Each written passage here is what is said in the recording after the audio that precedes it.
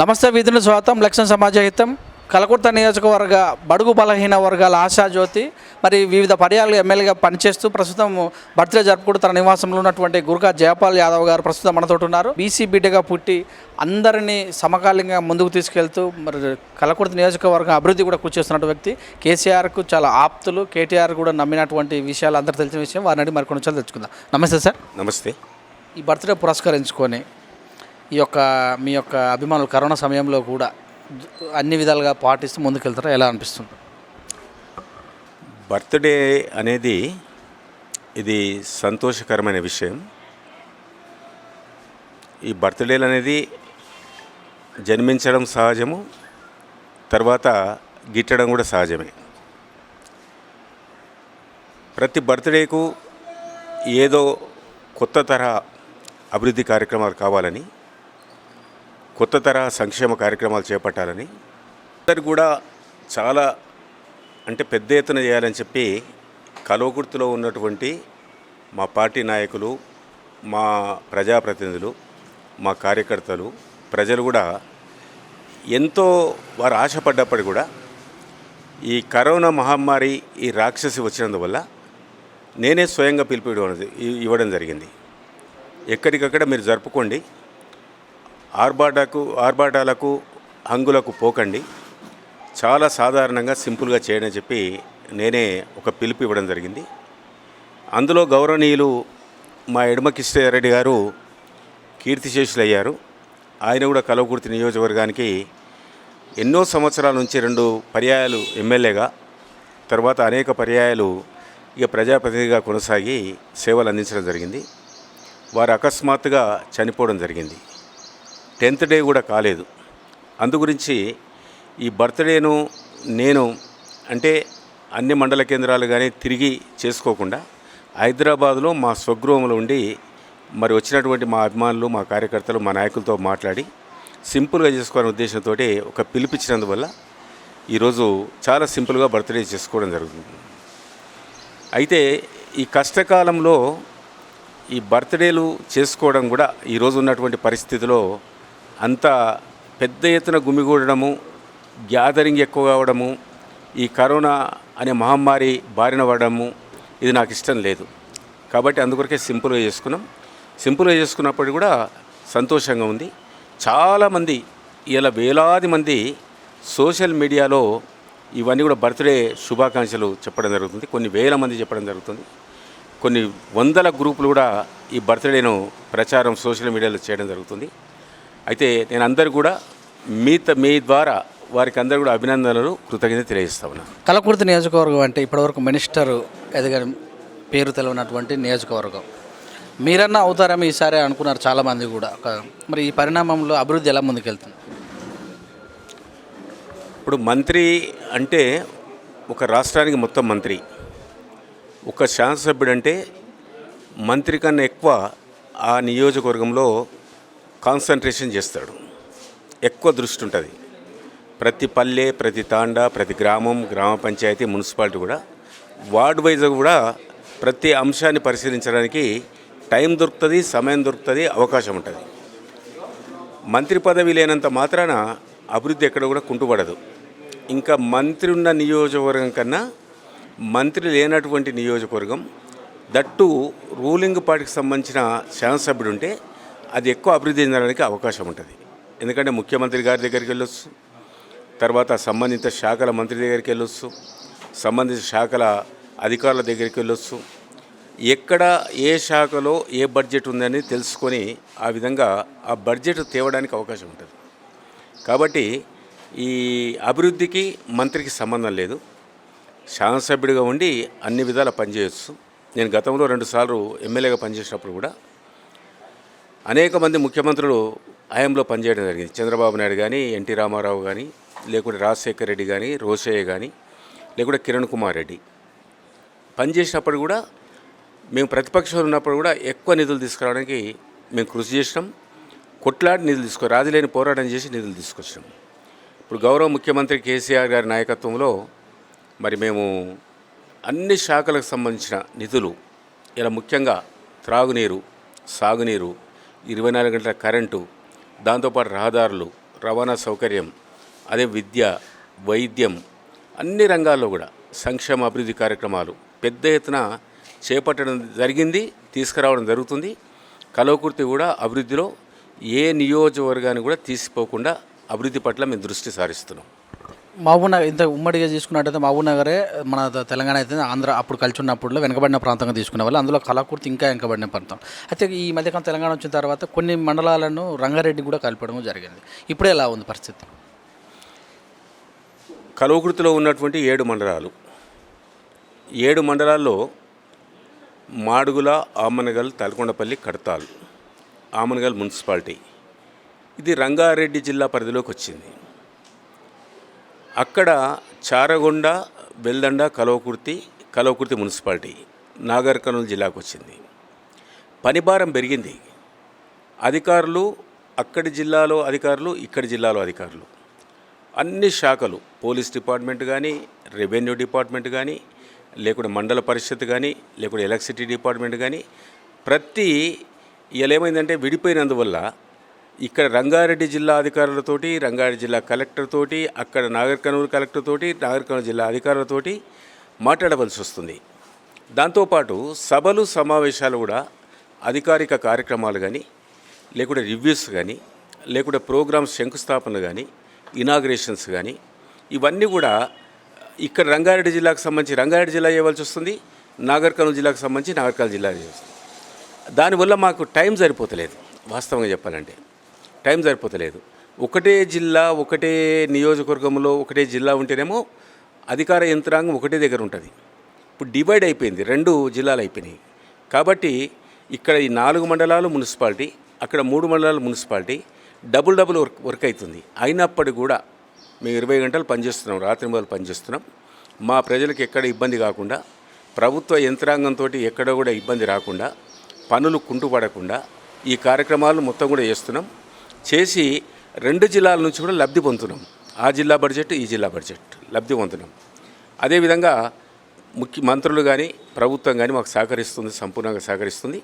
ఎన్ని ఇబ్బందులు ఎదురైనప్పుడు కూడా, టైం సరిపోనప్పుడు కూడా మేము తప్పకుండా రాత్రింబగళ్ళు కష్టపడతాం. మా ప్రజలకు ఇచ్చినటువంటి హామీలు నెరవేరుస్తాం. తప్పకుండా మౌలిక సదుపాయాలు, కనీస అవసరాలు, అభివృద్ధి సంక్షేమ కార్యక్రమాలు తప్పకుండా అన్ని విధాలా చేపడతామని తెలియజేస్తాం. ఇంతకుముందు జరిగినటువంటి ఎలక్షన్లో ప్రభుత్వం ఒకటి ఉంటే ఎమ్మెల్యే కల్వకుర్తికి సపరేట్ ఉండేవాళ్ళు. గతసారి మీరు డెవలప్మెంట్ కోసం టీఆర్ఎస్లోకి వచ్చిన, ఈసారి మాత్రమే పదవి అక్కడ ఉన్నటువంటి ప్రభుత్వము ఉంది. కానీ రాజకీయంగా చూసుకుంటే కల్వకుర్తి ఒక విచిత్రమైన, విభిన్నమైన ఆవనగళ్ళు అయితేనేమి, ఇక్కడ మాడుగులు అయితేనే కొంచెం తారతమ్యంగా వస్తుంది. వీటిని ఎలా మీరు బేరీజ్ చేస్తారు? గతంలో నేను ఎమ్మెల్యేగా ఉన్నప్పుడు ప్రభుత్వం కూడా టీడీపీ ప్రభుత్వం ఉన్నది, చంద్రబాబు నాయుడు ముఖ్యమంత్రి ఉన్నాడు. అప్పుడు రూలింగ్ గవర్నమెంటు, నేను పాలకపక్షంలో ఉన్నా. అప్పుడు చంద్రబాబు నాయుడు ముఖ్యమంత్రిగా ఉన్నప్పుడు కల్వకుర్తి నియోజకవర్గానికి విరివిగా నిధులు తీసుకొచ్చాం. చంద్రబాబు నాయుడు నియోజకవర్గం కుప్పం ఎంత అభివృద్ధి జరిగిందో కల్వకుర్తి కూడా అన్ని నిధులు తీసుకొచ్చినప్పుడు ఒకసారి సర్వే చేయించినప్పుడు మొత్తం పూర్వపు ఆంధ్రప్రదేశ్ రాష్ట్రంలో కుప్ప నియోజకవర్గం మొదటి స్థానంలో నిలిచింది, కల్వకుర్తి నియోజకవర్గం 2వ స్థానంలో నిలిచింది.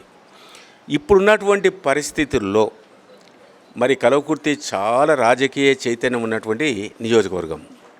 ఇక్కడ ఆస్పిరెంట్స్ కూడా ఎక్కువ ఉంటారు. మండలానికి 1-2 ఎమ్మెల్యే క్యాండిడేట్స్ ఉంటారు. ఓ 10 మంది 15 మంది ఎమ్మెల్యే క్యాండిడేట్స్ ఉంటారు. మా సొంత పార్టీలో కూడా ఆస్పిరెంట్స్ చాలామంది ఉంటారు. ప్రతిపక్ష పార్టీలో కూడా చాలామంది గతంలో పనిచేసినటువంటి వారు, గత మాజీ శాసనసభ్యులు వాళ్ళందరూ కూడా ఉన్నారు. అయినప్పటికీ ఈ కల్వకుర్తి ఎటువంటిదంటే మోస్ట్ పెక్యులర్ కాన్స్టిట్యున్సీ. ఈ కల్వకుర్తి జయించితే అంతా జయించవచ్చు.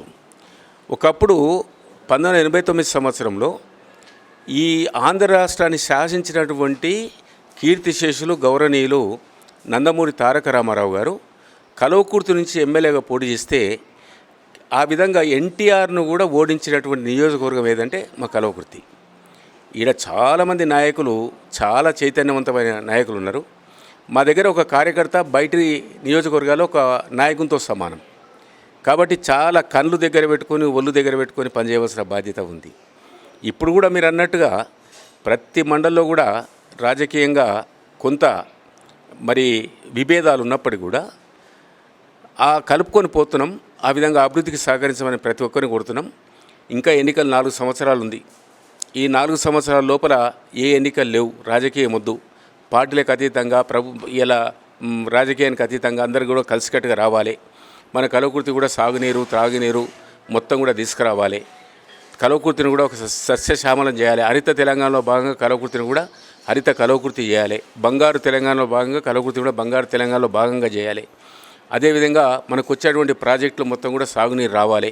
ఇలా కలవకుర్తి మహాత్మా గాంధీ ఎత్తిపోతల పథకం పూర్తి స్థాయిలో అమలు కావాలి. పాలమూరు రంగారెడ్డి రావాలి. డిండి ప్రాజెక్టు శివనగూడెం ప్రాజెక్టు రావాలి. కలవకుర్తి నియోజకవర్గానికి 2,25,000 ఎకరాలకు సాగునీరు రావాలి. ఆ విధంగా తీసుకొచ్చి ప్రతి పల్లెకు, ప్రతి తాండాకు, ప్రతి మండలానికి కూడా కొండలు గుట్టలు మినహాయిస్తే చదరపు భూమి మొత్తం కూడా ఎకరానికి కూడా సాగునీరు వచ్చి పాడి పంటలతోటి కలవకుర్తి తులదూగాలనే విషయంలో మేమందరం కూడా కష్టపడి పనిచేస్తున్నాం. మా నాయకులు, మా ప్రజాప్రతినిధులు, మా కార్యకర్తలు, ప్రజలు సహకరిస్తున్నారు. తప్పకుండా సాధిస్తాం.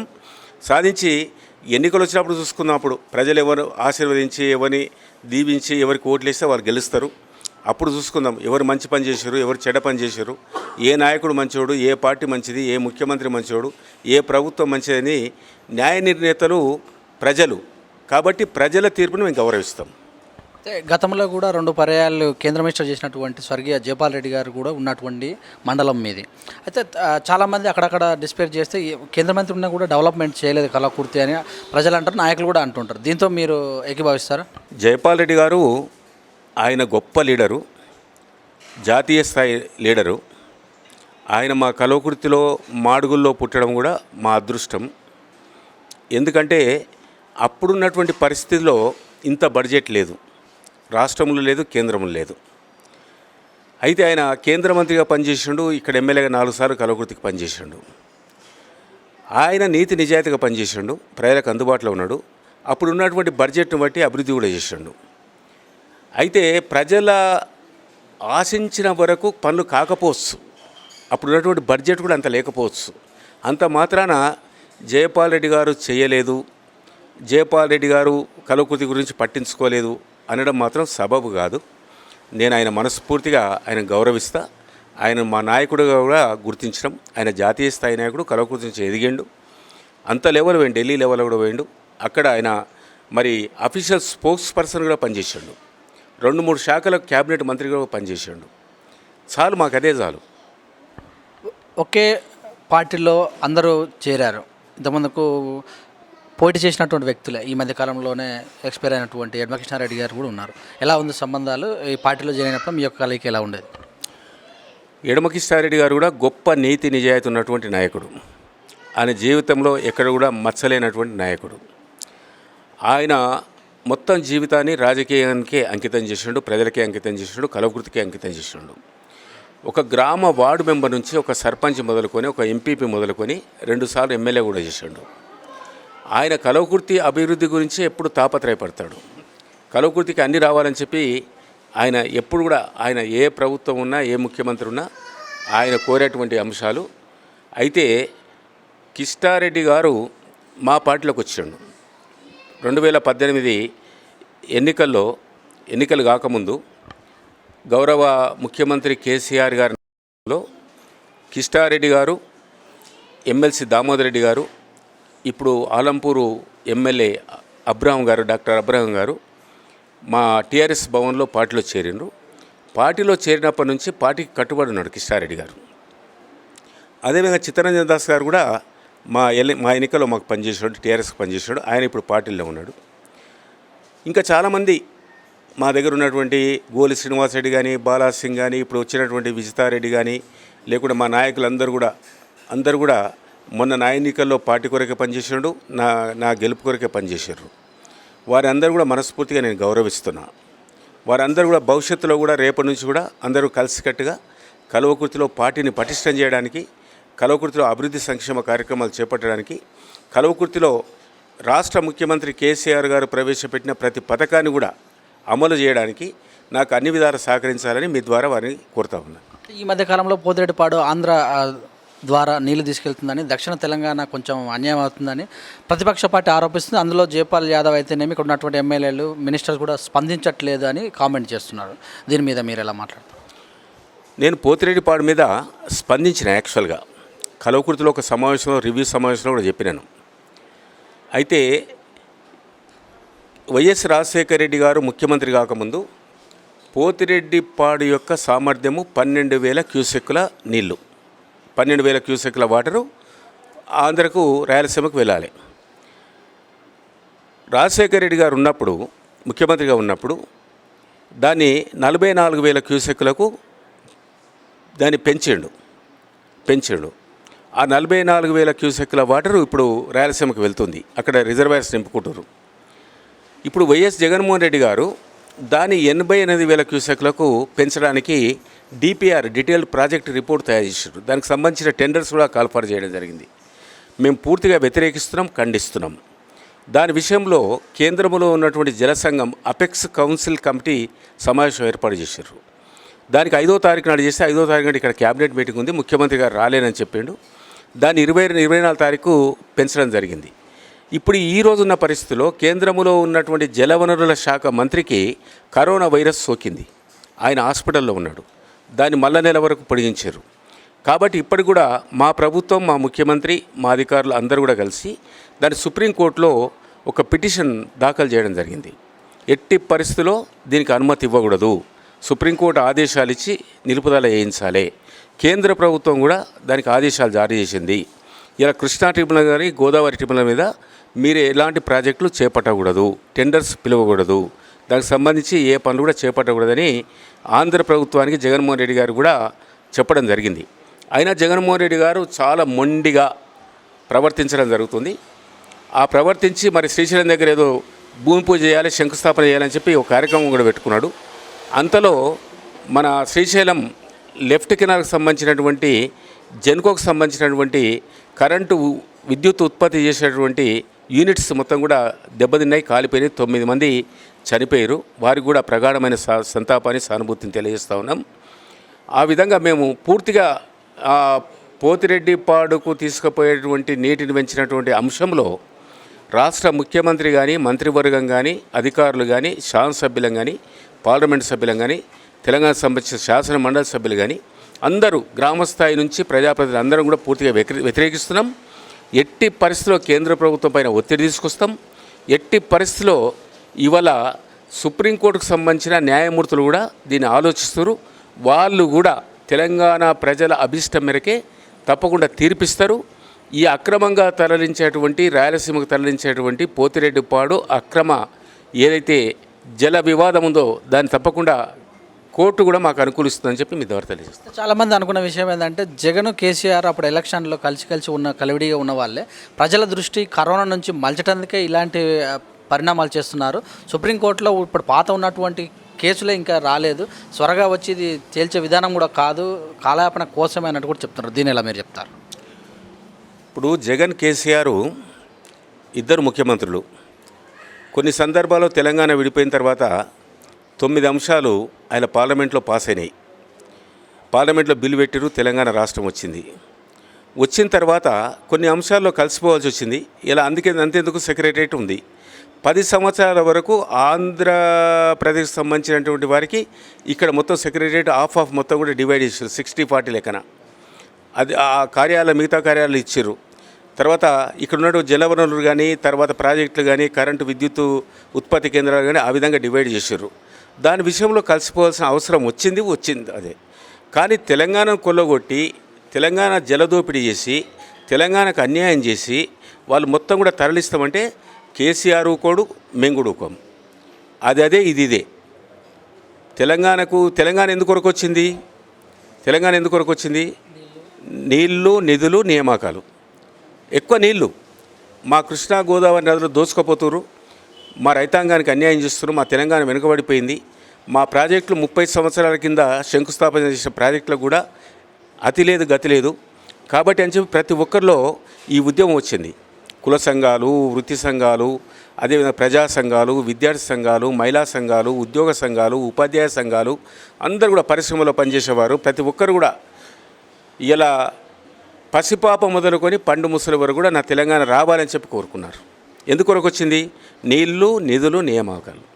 ఇప్పుడు వాళ్ళు నీళ్లు దోచుకోపోతామంటే మేము ఊకోం, సంబంధమే.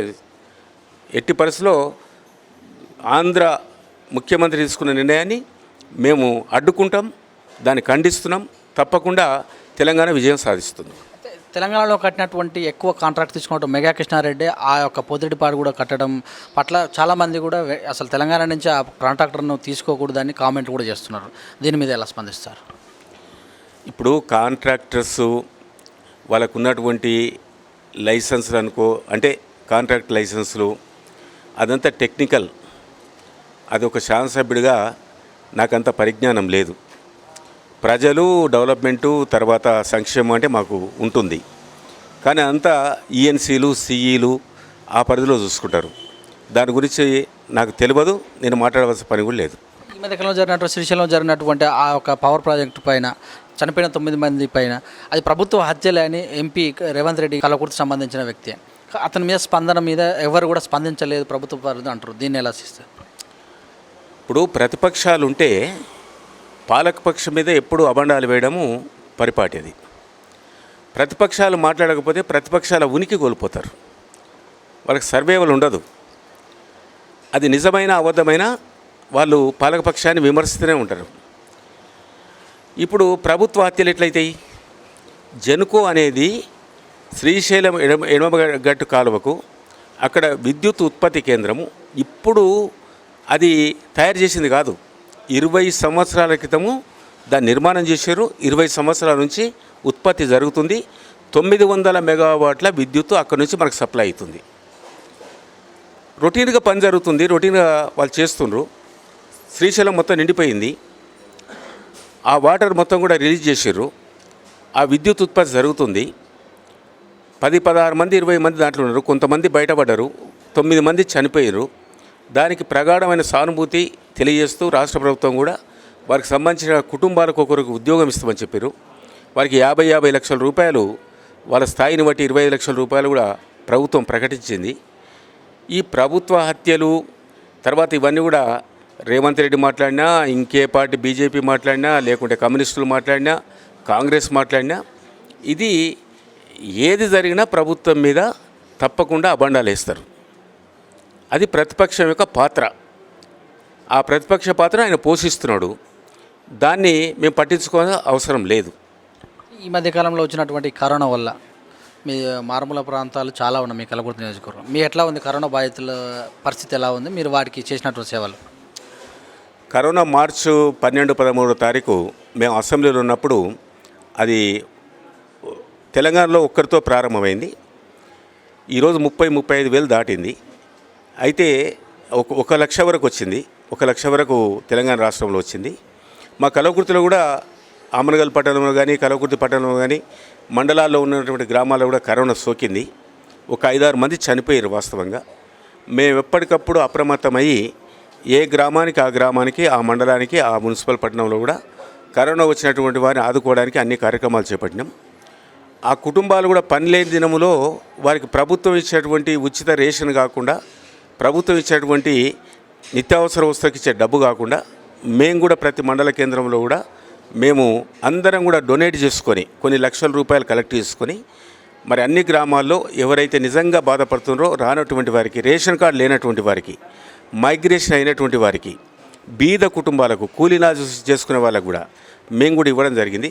ఇప్పటికి కూడా ఎక్కడైతే కరోనా వస్తే క్వారంటైన్లో పెట్టడం, ఐసోలేషన్ తీసుకుపోవడం, ఈ విధంగా కార్యక్రమాలు చేపడుతున్నాం. ఎవరికి కూడా ప్రాణ నష్టం జరగకుండా చూసుకుంటున్నాం. అప్రమత్తమవుతున్నాం. ఆర్డీఓలో చెప్తున్నాం, పోలీస్ డిపార్ట్మెంట్కి చెప్తున్నాం, తర్వాత స్టేట్ లెవెల్లో హెల్త్ డిపార్ట్మెంట్కి చెప్తున్నాం.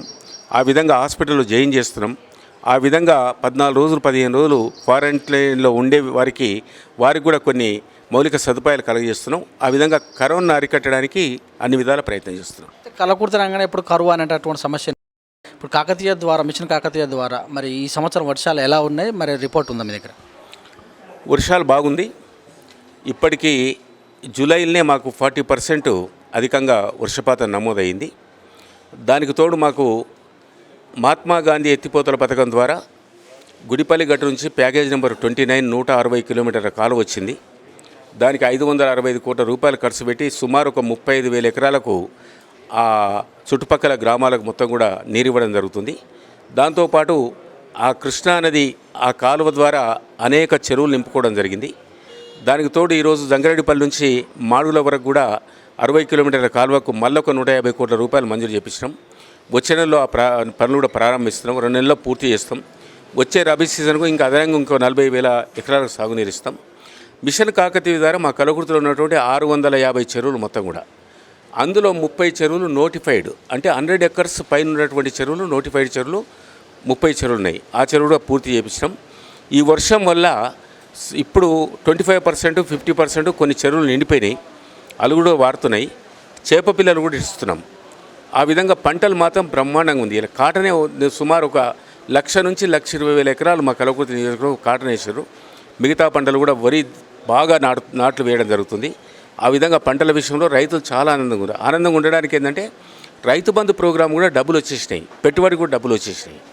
కాబట్టి వ్యవసాయం విషయంలో కలకుర్తి కూడా అగ్రస్థానంలో ఉంది. ఇప్పుడు ఉన్నట్టు విద్యా సంస్థ సెప్టెంబర్ 27 నుంచి టీచర్స్ అందరు స్కూల్స్కి రావాలని చెప్తారు. మరి మీ యొక్క మా కలకుర్తి నియోజకవర్గంలో విద్యార్థులు ఎలా అప్రమత్తం చేస్తారు? డిజిటల్ క్లాసెస్ ప్రారంభిస్తారు. రాష్ట్ర ప్రభుత్వం నిర్ణయం తీసుకున్నది. దూరదర్శన, ఆకాశవాణి ద్వారా కూడా ఈ క్లాసెస్ కొనసాగించాలని కూడా ప్రభుత్వం ఒక నిర్ణయం తీసుకున్నది. అలాంటి సౌకర్యం ఉన్నటువంటి దగ్గర తప్పకుండా విద్యార్థులు వెళ్ళడం జరుగుతుంది. లేకుంటే ఇంట్లో వాళ్ళకు టీవీలు ఉన్నా, లేకుంటే ల్యాప్టాప్స్ ఉన్నా, లేకుంటే స్మార్ట్ ఫోన్స్ ఉన్నా, దాని ద్వారా మరి ఈ క్లాసెస్, ఈ సిలబస్ పూర్తి చేసుకోవడానికి అవకాశం ఉంది. ఎందుకంటే ఇప్పటికే జూన్ 12 నుంచి క్లాసెస్ ప్రారంభించాలి. అంటే క్లాసెస్ ప్రారంభించాలి కాబట్టి ఇంకా ప్రారంభం కాలేదు. సెప్టెంబర్ 1 నుంచి, అంటే దగ్గర ఒక 3-4 నెలలు ఈ సంవత్సరము కోల్పోవడం జరిగింది. కాబట్టి ప్రభుత్వం నిర్ణయం తీసుకున్నటువంటి నిర్ణయాన్ని మేము సమర్థిస్తున్నాం. విద్యార్థుల భవిష్యత్తు చెడిపోకూడదు. విద్యార్థులకు మరి సిలబస్ పూర్తి కావాలి. సిలబస్ పూర్తి అయ్యి మళ్ళీ వచ్చే మార్చి నాటికి వాళ్ళు ప్రిపేర్ కావాలి. కాబట్టి సమర్థిస్తున్నాం. మేము కూడా తగిన జాగ్రత్తలు తీసుకుంటాం. అలాంటి వారికి సౌకర్యాలు లేనటువంటి వారికి కూడా సౌకర్యాలు కల్పిస్తాం. ఇప్పుడే జరుగుతున్నటువంటి వినాయక చవితి మండపాలకు పర్మిషన్ ఇవ్వకపోవడం వల్ల ఒక పార్టీ వాళ్ళు పూర్తి ఆరోపణలు చేస్తారు. హిందూ దేశంలో హిందువులకు ఎందుకు అనుమతి ఇయ్యారు అన్నట్టు కూడా మాట్లాడుతారు. దీని మీద మీరు ఎలాంటి కామెంట్ చేస్తారు? ఇక అది పూర్తిగా రాజకీయం. అంటే ఇలా కులాలను, మతాలను అడ్డం పెట్టుకొని ఆరోపణలు చేయడము ఒక రాజకీయ పార్టీకి పరిపాటి అయిపోయింది. ఎందుకొరకు ఇలా ప్రభుత్వం, కేంద్ర ప్రభుత్వమే విధించింది. ఒక ఇంట్లో పెళ్లి చేసుకుంటే 50 మంది కన్నా ఎక్కువ ఉండొద్దు. ఒక వ్యక్తి చనిపోతే 20 మంది కన్నా ఎక్కువ ఉండొద్దు. ఆ విధంగా కేంద్ర ప్రభుత్వమే ఆ విధంగా షరతులు విధించింది. ఎక్కడ కూడా సినిమా హాల్స్ నడుస్తలేవు, ఎక్కడ కూడా హోటల్స్ నడుస్తలేవు, ఎక్కడ కూడా మెట్రో రైల్స్ నడుస్తలేవు. నిన్నమనే ఆర్టీసీ బస్సులు కొంత పరిమితంగా నడుస్తున్నాయి. ఇక వినాయక చవితికి మొత్తం విగ్రహాలు పెట్టుకొని ఇవ్వడం లేదు అని చెప్పి అబండాలు వేయడము ఒక రాజకీయ పార్టీకి అది ఎప్పుడు చేసేటువంటి ఆరోపణనే.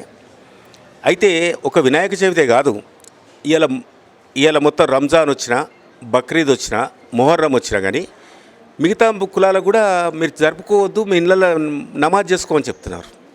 మీ పండుగ మీ ఇంట్లోనే చేసుకోమని బర్త్డే మీ ఇంట్లోనే చేసుకోమని చెప్తున్నారు. పెళ్లి చేసుకుంటే 50 మంది కన్నా ఎక్కువ ఉండొద్దని చెప్తున్నారు. ఇక్కడ కూడా వినాయక చవితి కూడా ప్రతి గ్రామంలో ఒక్కటే విగ్రహాన్ని పెట్టుకోండి, అందరు కలిసి గ్రామస్తులు పూజించుకోండి. తర్వాత పట్టణాల్లో కూడా పరిమితంగా పెట్టుకోండి. ఎక్కువ మంది గుమ్మగూడకూడదు. ఎందుకంటే ఈ కరోనా అనేది చాలా విస్తృతంగా విజృంభిస్తుంది, స్ప్రెడ్ అయిపోయింది. ఈ వైరస్ అనేది మొత్తం కూడా గాలిలో వస్తుంది. ఇది కమ్యూనిటీ వైరస్ అయిపోయింది.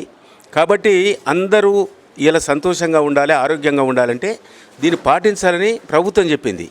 కానీ ప్రభుత్వం మీద ఈ విధంగా అబండాలు వేయడము, ప్రభుత్వాన్ని మీద ప్రజలకు ఒక అపనమ్మకాన్ని కలిగించడము, నిజంగా ఆ పార్టీకి ఇది మంచిది కాదు. ఈ విధంగా ప్రచారం చేయకూడదని చెప్పి కూడా ఎందుకంటే కేంద్ర ప్రభుత్వం కూడా విధించింది షరతులు.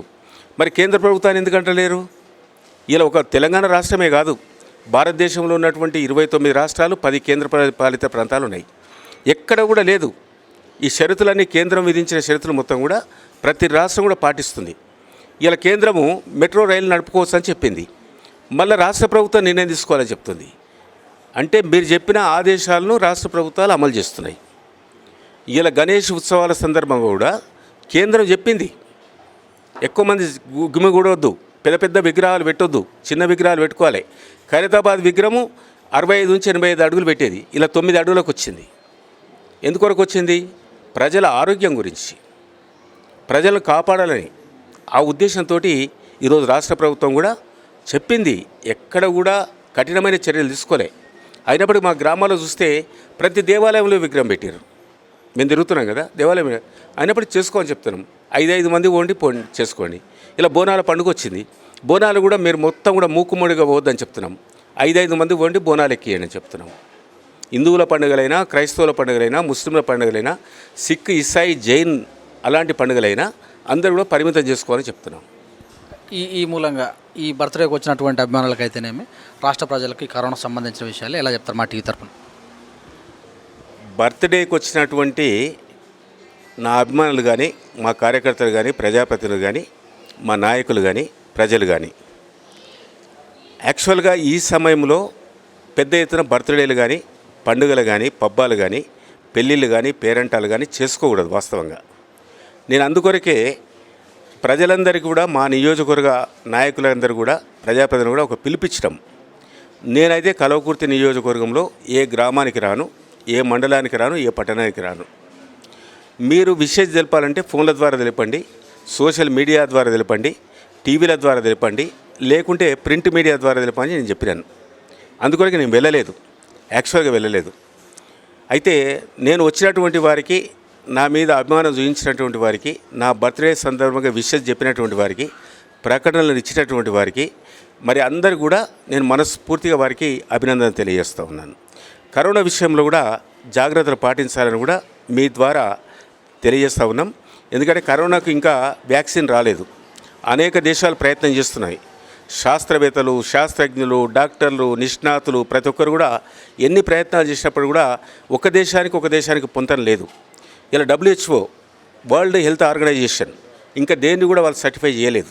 ఇలా రష్యా తయారు చేసిందంటారు, ఆస్ట్రేలియా తయారు చేసింది, భారతదేశం తయారు చేసిందంటారు, దాంతోపాటు ఇలా చైనా తయారు చేసిందంటారు, పాకిస్తాన్ చేసిన, మొత్తం ప్రపంచంలో 260 దేశాలు కూడా తయారు చేసినాయి. కానీ ఏది కూడా బయటికి రాలేదు. కొంతమంది ట్యాబ్లెట్స్ తయారు చేసామంటారు, కొంతమంది ఏమో ఇంకేదో తయారు చేసామంటారు. కానీ మరి దాన్ని కరెక్ట్గా ప్రయోగించిర్రా, దాని రిజల్ట్ వచ్చిందా, రిజల్ట్ వస్తే WHO ఆమోదించిందా, ఆమోదిస్తే మరి ఈ మనుషుల మీద ప్రయోగిస్తే మనుషులకి ఏమన్నా మళ్ళీ ఏమన్నా దానివల్ల ఎఫెక్ట్ ఉంటుందా, అదంతా ఇంకా బయటికి రాలేదు. అందు గురించి నేనేం చెప్తున్నంటే మనను మనం కాపాడుకోవాలి. కరోనా అనేది పిలిస్తే వస్తుంది.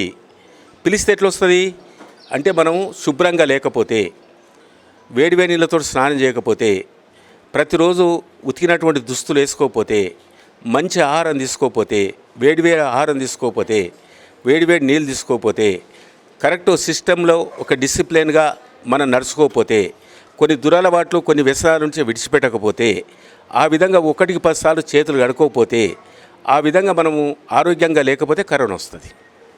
ఇవన్నీ కరెక్ట్ ఉందనుకో కరోనా రాదు. మేము కూడా 4 నెలలు 5 నెలలు తిరుగుతున్నాం ప్రజల్లో, ప్రతిరోజు ప్రజలు ఉంటున్నాం.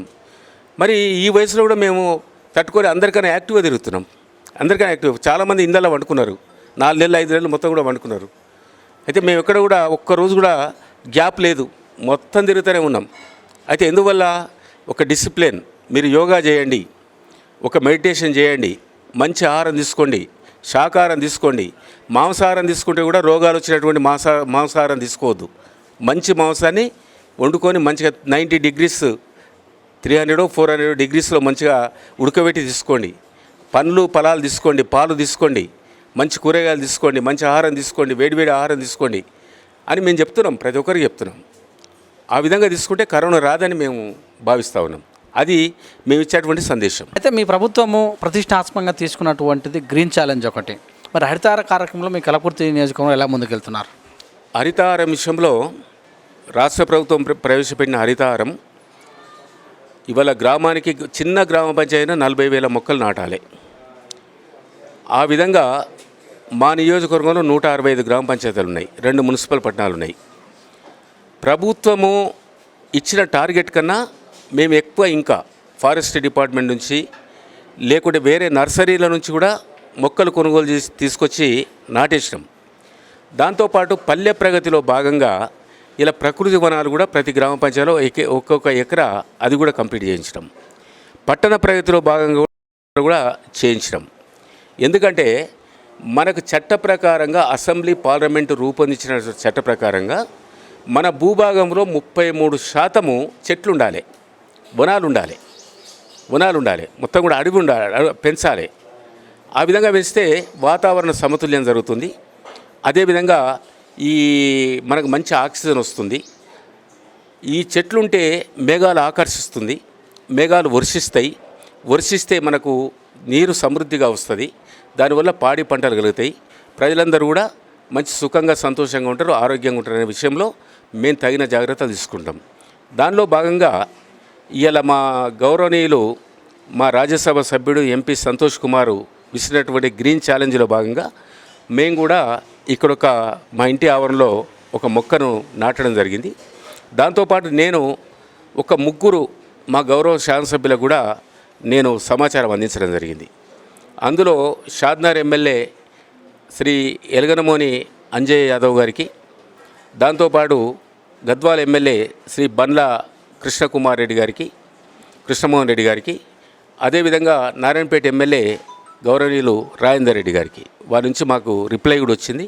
ఆ విధంగా ఛాలెంజ్గా తీసుకొని ఇవాళ గ్రీన్ ఛాలెంజ్లో భాగంగా మొక్క నాటడం, వాళ్ళు కూడా ఆ ఛాలెంజ్ తీసుకొని మళ్ళీ ముగ్గురికి వారు కూడా మరి ఛాలెంజ్ చేయడం జరుగుతుంది. సంతోషకరమైన విషయం. మాకు ఇద్దరు మాట్లాడారు. ఇప్పుడు నా బర్త్డే సందర్భంగా హరీష్ రావు గారు అభినందనలు తెలియజేసాడు, దాంతోపాటు కేటీఆర్ గారు కూడా అభినందనలు తెలియజేసాడు, దాంతోపాటు సంతోష్ కుమార్ గారు కూడా అభినందనలు తెలియజేసాడు. అదేవిధంగా గౌరవ ముఖ్యమంత్రి గారు కూడా మధ్యాహ్నం తర్వాత ఆయన కూడా మాట్లాడి ఆయన కూడా బర్త్డే గ్రీటింగ్ చెప్పడం జరుగుతుంది. Thank you sir, thank you very much. Once again happy birthday. మీరు ఇలాంటి బర్త్డేలు మరెన్నో జరుపుకోవాలని, ఉన్నతమైన పదవులు ఇంకా నుంచి కలకుర్తికి వన్నె తీసుకురావాలని మనస్ఫూర్తిగా కోరుకుంటూ, కలకుర్తి నియోజకవర్గం 3 సార్లు ఎమ్మెల్యే చేస్తున్నటువంటి వ్యక్తి గురకా జయపాల్ యాదవ్ గారు చెప్పినటువంటి విషయాలు, తను 3 పర్యాలు చేసినటువంటి విషయాలు, మరి అలాగనే అక్కడ జరుగుతున్నటువంటి రాజకీయ పరిణామాలు, ప్రభుత్వం ప్రవేశపెట్టిన పథకాలు అయితే గ్రీన్ ఛాలెంజ్ కూడా చక్కగా వివరించారు. చూస్తున్న with news Cameron గురుమూర్తితోటి May Suresh Dandu.